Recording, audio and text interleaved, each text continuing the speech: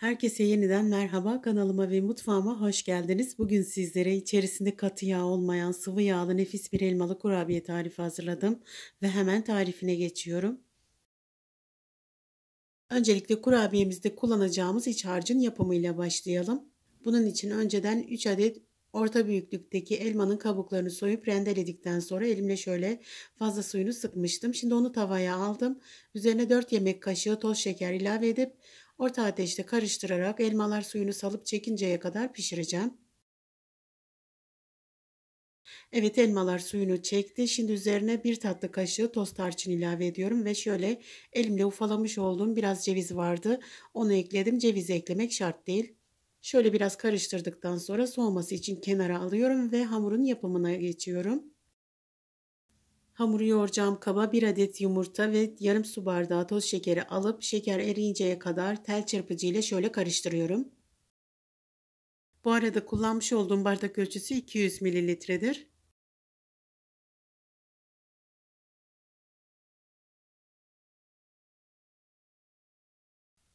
Evet, şeker eridi. Şimdi yarım su bardağı sıvı yağ ve yarım su bardağı süt ekliyorum. Ayçiçek yağı kullandım arkadaşlar. İsterseniz zeytinyağı kullanabilirsiniz. Şimdi unu ilave etmeye başlıyorum. Toplamda 3,5 su bardağı un ekledim. Ama unu hiçbir zaman birden eklemiyoruz arkadaşlar. Öncelikle 1 su bardağını ekliyorum ve bir paket 10 gramlık kabartma tozunu ekleyip şöyle karıştırıyorum. Geriye kalan unu azar azar ekleyip ele yapışmayan yumuşak kıvamda bir hamur oluncaya kadar ekleyeceğim. Her unun su tutma özelliği farklıdır.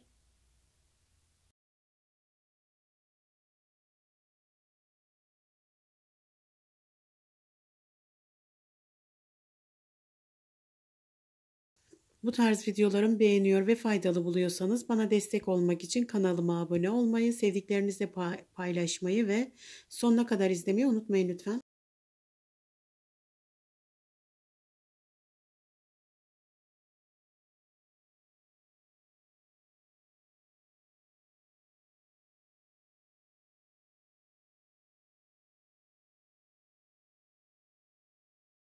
Üç buçuk su bardağı un ekledim ve ele yapışmayan yumuşacık kıvamda bir hamur oldu. Şimdi hamuru tezgahın üzerine alıyorum ve 3 eşit parçaya bölüyorum. Elimle yuvarlayıp beze yapıyorum. Bir adet bezeyi tezgahın üzerine alıyorum. Merdane yardımıyla şöyle ne çok ince ne çok kalın olacak biçimde açıyorum. Servis tabağı büyüklüğünde kadar açabilirsiniz.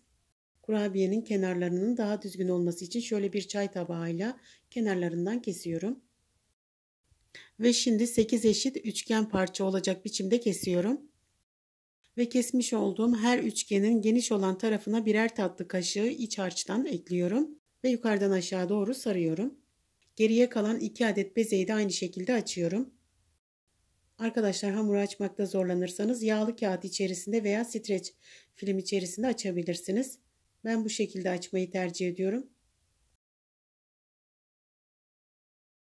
Az malzemeli, yapımı kolay bu tarifimi mutlaka deneyin arkadaşlar. Denediğinizde asla pişman olmayacağınız bir kurabiyedir.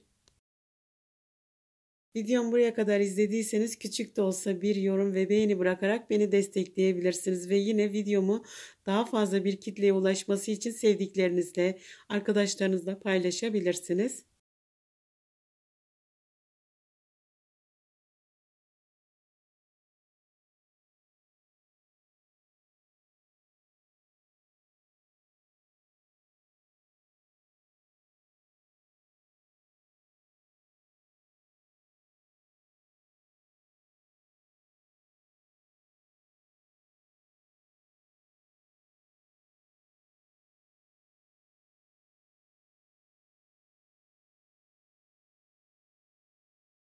Evet, bütün kurabiyelerimi hazırladım. Şimdi hafiften yağlamış olduğum fırın tepsisine yan yana dizdim. Ve önceden ısıtılmış 200 dereceli fırına gönderip yaklaşık 25-30 dakika kadar altı üstü kızarıncaya kadar pişiriyorum. Sizler kendi fırınınızın durumuna göre altı üstü hafif kızarıncaya kadar pişirebilirsiniz. Evet, kurabiyelerim çok güzel bir şekilde piştiler. Şimdi onları fırından aldım. Ve 1-2 dakika sonra üzerine pudra şekeri serpiştiriyorum. Gördüğünüz gibi arkadaşlar çok az malzemeyle pastaneden alınmış gibi nefis elmalı kurabiye yaptık. Sizler de denediğinizde saygı çerçevesinde olumlu ya da olumsuz yorumlarınızı yaparak bana dönüş sağlayabilirsiniz.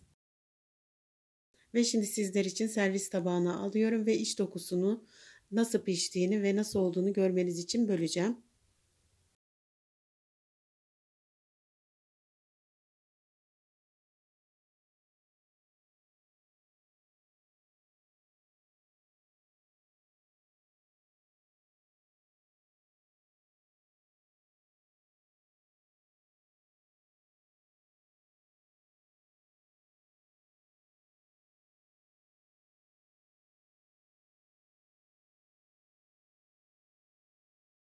Bugün de bir tarifimizin sonuna geldik. Vakit ayırıp buraya kadar izlediğiniz için hepinize teşekkür ederim.